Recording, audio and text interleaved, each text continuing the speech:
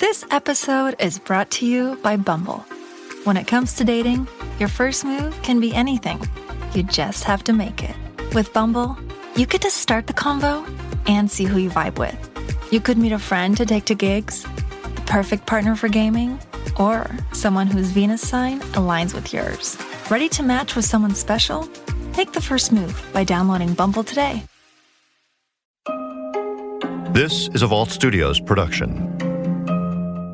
I'm Reed Redmond. I'm Will Johnson. The show contains graphic material and is meant for mature audiences. This week on True Crime Chronicles. If you do any investigative work in crime for any amount of time, it becomes pretty apparent. The circumstances tell a story pretty quickly. I thought that was kind of interesting that they were really making a plea for that specifically, just any little tiny details. And some people talk after, years have gone by. I felt like I was the one that was in jail because I was having to live this every minute and every day, and the frustration, the anger, and just all these emotions.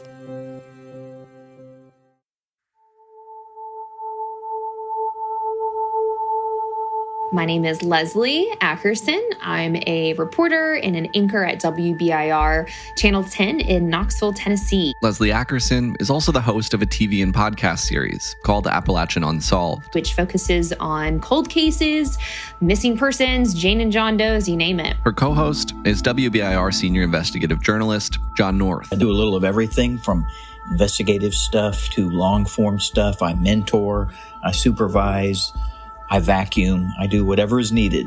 Last summer, Leslie and John decided to look into an unsolved case from 2014, the murder of a young man named Thomas Thrasher, who went by the nickname TS. He was named after his father, so he's Thomas Stephen Jr., so TS is kind of where that name came from, and his father Steve shared a lot of details about him with us. For me, I think one of the reasons that this case was particularly interesting and compelling was the vehemence of the father. He was absolutely dedicated to something happening with this case. And I always admire that about people because I've been doing this for a really long time, 30 years. And sometimes that determination comes to fruition. And sometimes family members go to their graves without satisfaction. So because of his passion for this case, I mean, it was on his face. It was on his sleeve. Mr. Thrasher really wanted this to get out.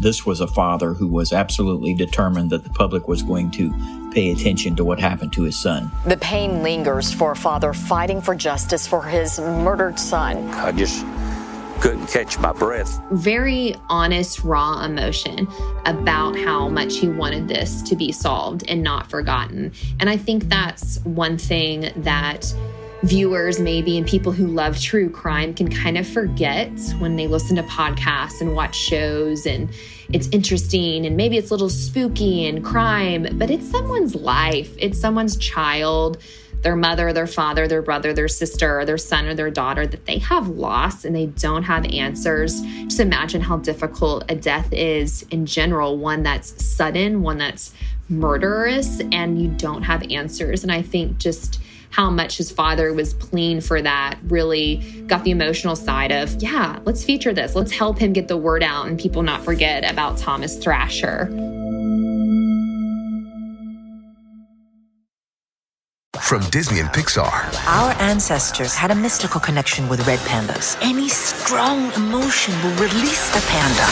I'm a gross red monster! Streaming Friday only on Disney+. My whole life I've been perfect little May-May, but maybe I like this new me. Look at you! You're such a rebel now! Yeah. Fight the power! Disney and Pixar's Turning Red. Rated PG. Parental guidance suggested. Original movie streaming Friday only on Disney+. This episode is brought to you by the new Peacock original, Joe vs. Carol. Discover the unknown origin of America's wildest feud. John Cameron Mitchell and Kate McKinnon star in the new scripted adaptation of the Wondery podcast, Joe Exotic, Tiger King. The limited series dives deeper into the life of Carol Baskin, a big cat enthusiast who learns that fellow exotic animal lover Joe Schreibvogel is breeding and using his big cats for profit. Carol's quest to help the helpless at any cost sets her on a collision course with a man as volatile as he is entertaining. When she endeavors to shut down his venture, Joe will stop at nothing to expose what he sees as her hypocrisy, and the rivalry quickly takes a turn for the dangerous. The story you know, it's only half the tale. Joe vs. Carol is streaming now, only on Peacock. To sign up, go to peacocktv.com.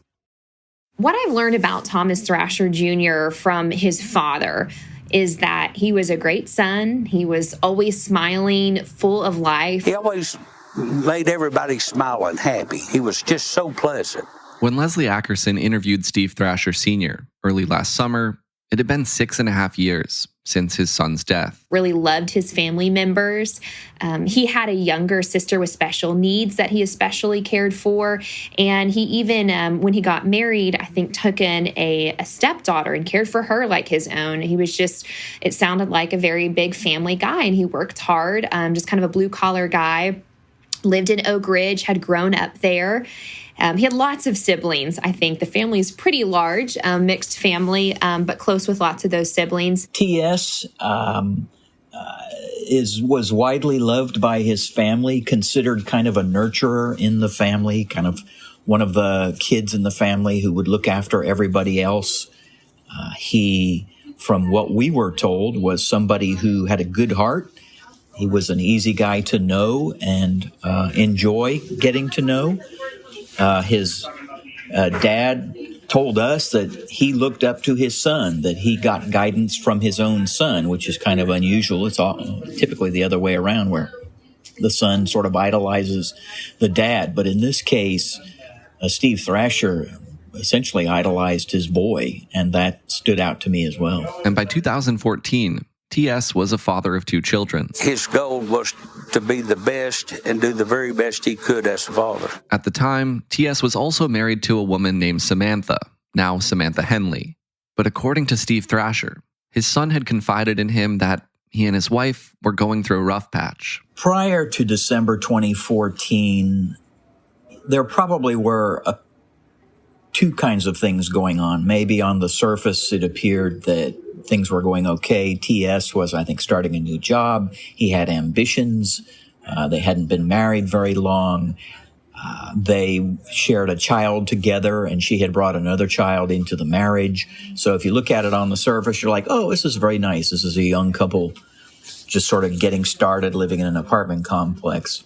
The truth was really, and Mr. Thrasher, the father, was a little reluctant to tell us much, that things weren't going very well, and that apparently his son had told somebody, maybe even his father, if something happens to me, you need to look at Samantha. My son told me, months before this happened, he said, Dad, if anything happens to me, he said, Samantha did it. I know his father did tell us that T.S. said to him, Dad, if something ever happens, I want you to look at her. So I do know that things were beginning to get rough between them. I know that they shared one daughter together. They lived in an apartment in Oak Ridge. Oak Ridge is a city of about 30,000, situated 20, maybe 30 minutes west of Knoxville. And T.S. and Samantha's apartment was in a big apartment complex, meaning they had shared walls and lots of neighbors. But none of those neighbors say they remember hearing anything out of the ordinary on the night of December 7th into the morning of December 8th, 2014. The morning T.S. was killed. It was really early in the morning, like 4:30 a.m. So everybody, was asleep in the home. Lots of neighbors lived in that apartment complex, like door to door, but nobody ever remembered hearing anything, seeing anything before he was shot. So that made things even more mysterious. At some point early in the morning, perhaps around 4 o'clock in the morning, there was at least one shot that was fired in the home. Samantha said she heard it, but wasn't present in the room when it happened.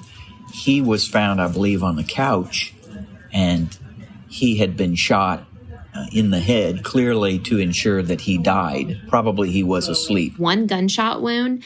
Basically, his wife heard this noise, is what she told police, and called 911. The shooting would be investigated by both the Oak Ridge Police Department and the Tennessee Bureau of Investigation.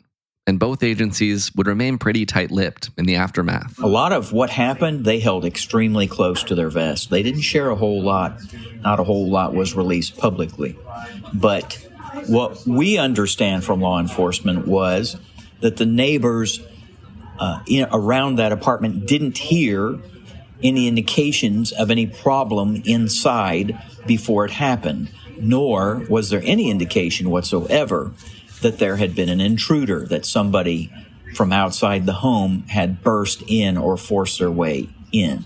That's one of the things that made it clear that this was not, there was more going on here.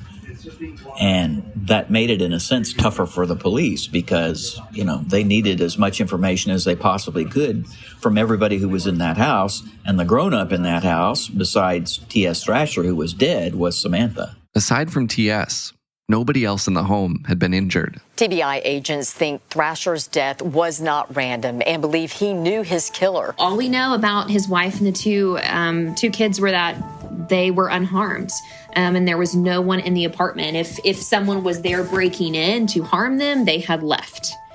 So no, all three of them were fine, but he was killed. If you do any investigative work in crime for any amount of time, it becomes pretty apparent. The circumstances tell a story pretty quickly. So, if there's a broken window, if there's a bashed-in door, if there's a violent scream, fight scene, if T.S. Thrasher had dealt drugs, if he had been engaged in some kind of financial shenanigans, all of that is stuff that immediately the police would have learned about. That they would have become suspicious immediately about those kinds of circumstances. We didn't have that here, so far as we understand. We didn't have a break-in. We didn't have a situation where he was, so far as the police knew, engaged in anything that would attract potential violence to him. We had a man who was on his couch and was shot to death. So you look at that, and as you well know, some of the first people you start looking at when there's a murder or a homicide and there's a wife or a spouse present when somebody is deceased is, what was that spouse doing? What was that loved one doing? So I'm sure that was kind of the map that they very quickly started to follow. His wife at the time, Samantha Henley, I guess she would have been Samantha Thrasher at the time, had told police that she heard a loud noise and then called 911 and then found her husband shot in their home, in their apartment. She didn't say she saw anybody. My recollection of what they said or what they told us is that they said she just was in another room and it happened. She heard the gunshot and that's all. If she told them that, somebody struggled or, my husband let somebody in, I don't know that. I don't know what her story was. Missing from the crime scene was a murder weapon. Steve Thrasher Sr. said it's his understanding his son was killed by his own pistol, but nobody's been able to track it down. There's definitely questions with the murder weapon. Was it one of TS's weapons? If it was that accessible in the home? And who had access to that? Who knows where it was? Anytime I've asked about a weapon specifically with authorities, they have not been able to talk about that. They just said basically there's no weapon. Without much physical evidence to go on, investigators had to ask, who would want this 29-year-old father dead? Mr. Thrasher couldn't think of any enemies. In fact, he would sort of have told you himself that he probably had more enemies than his son did. He says the only person who came to mind was Samantha. Although when he first spoke to John and Leslie at WBIR, he was understandably hesitant to bring her name up. He was extremely careful in how he addressed the potential that the wife may have been involved.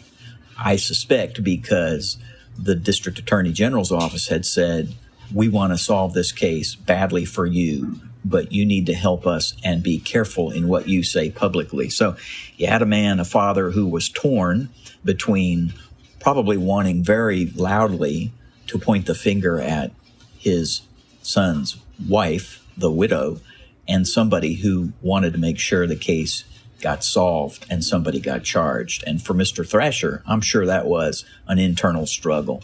He sort of indicated to us very carefully in private discussions that he certainly looked at her as the prime suspect, but he also wanted to be careful about that because she is the mother of his grandchild as well. While reporting on this story, John North was also interested in hearing Samantha's side of things and tried to reach out to her directly. We obviously wanted to try and reach out to Samantha, and the best way to do that was to go through her mother. So I got a phone number for her mom and called her in the course of our reporting and explained what we were doing and the reason that I was calling and that we wanted to speak with her, that we thought she was an important part of the story. And the mother very curtly said she wasn't going to talk to us, and she hung up.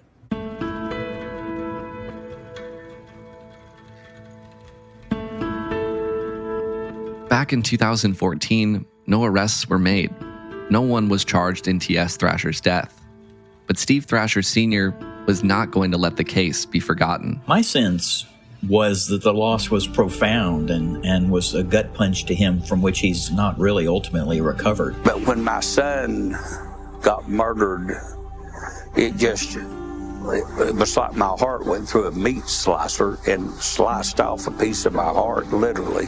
Even when we talked to Mr. Thrasher last summer of 2021 about this case, I mean, he's better now, but he sounded like a lost man at times. I mean, this haunted him that this happened. And it's part of what drove him, is just this determination that something happened. Steve is a religious guy. I'm pretty sure he had a cross around his neck during the interview that he did. Steve feels like he has forgiven the person in his heart. And he's like, I will forgive them, but it doesn't mean I'm still going to like them. You know, I still want them to face justice. The TS deserves justice. If they only fully understood the full impact of what they have done, they didn't just take my son. It took TS away from everybody. By the time John North and Leslie Ackerson covered this case for WBIR, 6.5 years had gone by. And it seemed clear that for this case to be solved, investigators needed something to give. And that's essentially what we tried to say. That's what I tried to say in writing the web story, is the only way this thing's going to get solved is if somebody lets it slip or makes some kind of damning admission, which then the investigators can trace back. And my sense was, they were just quietly waiting for something like that to happen. In an effort to bring in new leads, last spring the governor of Tennessee approved a reward for information leading to the conviction of T.S. Thrasher's killer. There was a reward of about $10,000 that was offered. That happens from time to time. The governor of Tennessee will sign off on making a reward available in an unsolved homicide. We've had a few other cases where we've covered it, and it's often something where the state wants to try and help the family out and give them some comfort. So within recent years, our governor, Tennessee Governor Bill Lee, had signed off approving a $10,000 reward. They wanted people to come forward if they had information. One thing the DA said was, nothing is too small. Nothing is too small in this case. If you have anything, we want people to come forward, because that's what we're really lacking, is information. We don't want people to think, well, what I have isn't important. What I have isn't big. Small pieces of information can be critically important because they, added to information we already have, can tie things together in ways that people wouldn't appreciate or understand. I thought that was kind of interesting that they were really making a plea for that specifically, just any little tiny details. And some people talk after, years have gone by. That was back in June of 2021. On Monday, February 7th of this year, Leslie Ackerson noticed her phone ringing during a morning meeting. I'm in the middle of our morning news meeting, and Steve Thrasher calls me, and I can't answer it. It goes to voicemail. He calls me again. I still can't answer it. And then he texts me, and I'm like, okay, what is going on? So I look at my messages, and he has written, call me immediately. Red alert, 911. Trying to tell you first, they got her. Call me, please. Are you getting my text? She is in jail. Just got a call from the AG and the TBI. As soon as the meeting ended, she called Steve back. So I call him, and he's obviously just filled with emotion. He's breaking up a little bit on the phone. But he lives in Florida now, and he was telling me that he got the phone call this morning that they had arrested her, and she's facing charges of murder. Her being Samantha Henley, T.S. Thrasher's wife. And Leslie came up to me and I was like, no way, you're kidding. And so I started looking at the jail logs, and sure enough, there she is. Her picture shows up on the Anderson County jail log, her mugshot, and a first-degree murder charge and bond set at, I think, $1 million. We get on the jail's website, find her mugshot, find where she's been booked and charged with murder. And so that's kind of when we first got those initial details, waiting for official law enforcement confirmation. And that's kind of how everything took off. So we felt pretty confident about it, but we then immediately began contacting the TBI to say, hey, and also the DA, hey, this person has suddenly popped up on the jail log. We're hearing it's Samantha. And, we had to be confident that it was her before we went forward and went public with a story on the web or put it on TV. But, we heard about it first from Mr. Thrasher, and then checking on the jail logs on the computer, by golly, there she was. The widow of an Oak Ridge man shot and killed in 2014 is now charged with his murder. Samantha Henley was arrested and booked early this morning in the Anderson County Jail on a $1 million bond. She is charged with one count of first-degree murder in the ongoing homicide investigation of Thomas Stephen T.S. Thrasher. Why exactly investigators were able to make this arrest now, after 7 years? They still haven't revealed. I have no idea what made the difference. Clearly something did. I don't know what it was. Dave Clark is not somebody who goes about his job casually, and as a prosecutor, he has to be very careful and deliberate about what kind of a case he's going to put on. The TBI is the same way. I don't find them to be an agency that rushes anything. And certainly after 7 years, they were not going to rush this. So what is it that led them to the point where they took it to a grand jury? I don't know. You would have to assume they feel comfortable that it's solid. It sat for 7 years, and it makes you wonder, why now? What is going to be the turning point in this? I know from talking to TBI, the Tennessee Bureau of Investigation, and Anderson County's DA that they don't make arrests with nothing. There's a lot of times in these cold cases where they have a very strong inclination of who might be behind it, the motive, et cetera, but they're just missing a couple key pieces of information that they need for a case to really go forward. And so I think sometimes they wait years to finally get that. And is that a piece of evidence? Is that maybe someone coming forward with some information? So I'm interested to see what made the big change in these 7 years, why it sat for 7 years, what has happened recently that made them feel like they could make this arrest and maybe progress forward with a trial for his ex-wife. For Steve Thrasher, the news came as a relief. I've been waiting 7 years for this day. I felt like I was the one that was in jail because I was having to live this every minute and every day, and the frustration, the anger, and just all these emotions. They could go for the death penalty, and I don't want that at all. What I would really like is for her to just think about this the rest of her life. I don't think it's an overstatement to say he's overjoyed and relieved to know that somebody has now been charged in his son's killing, that it's something that he pushed for constantly, and now he's got that gratification. Of course, there's a long way to go. I've covered many, many prosecutions of people accused of murder, and sometimes they get convicted, and sometimes they get off, and sometimes they get convicted of a lesser charge. A lot of things can happen between now and whenever this case goes before the jury, but I know he is relieved, and that's putting it mildly. It's just kind of hard to get this smile off my face today. And it's been a long time. It's been 7 years since I've smiled like this.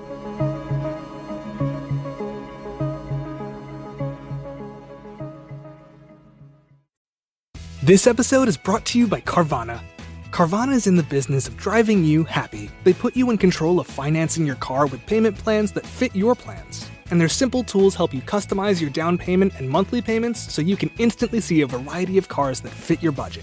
No surprises, no hidden fees.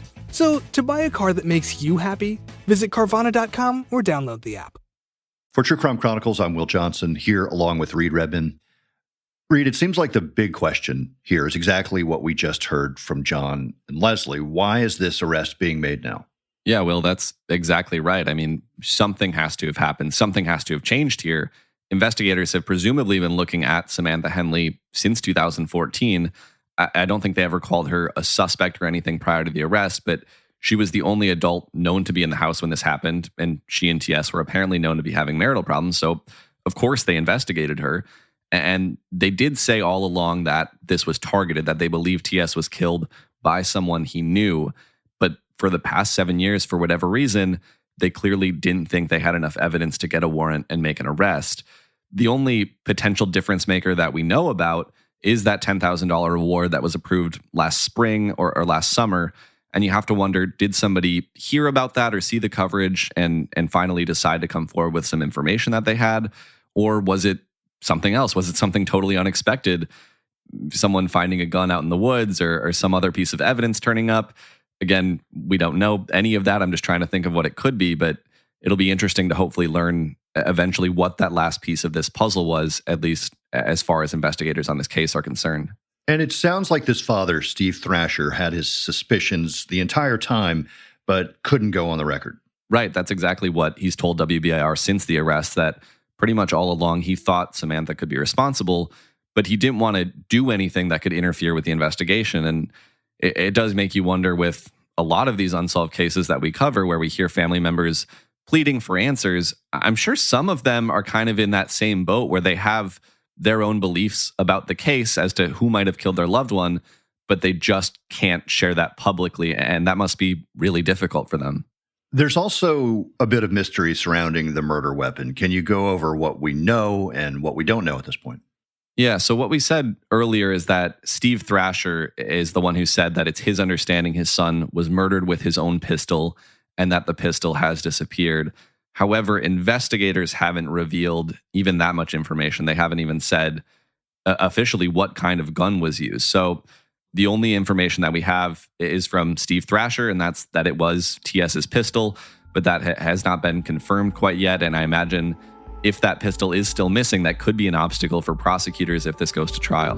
All right, Reed, thanks for bringing us the story this week. And also big thanks to John North and Leslie Ackerson at WBIR in Knoxville. Thanks for listening to True Crime Chronicles. New episodes every Monday. If you haven't heard, we also have a new show out. It's called Killer Cases. Check it out wherever you listen to podcasts. And also our daily show, The Daily Crime, new episodes Monday through Friday, 5 days a week. For True Crime Chronicles, I'm Will Johnson along with Reed Redmond. We'll be back next week with a new case and a new story.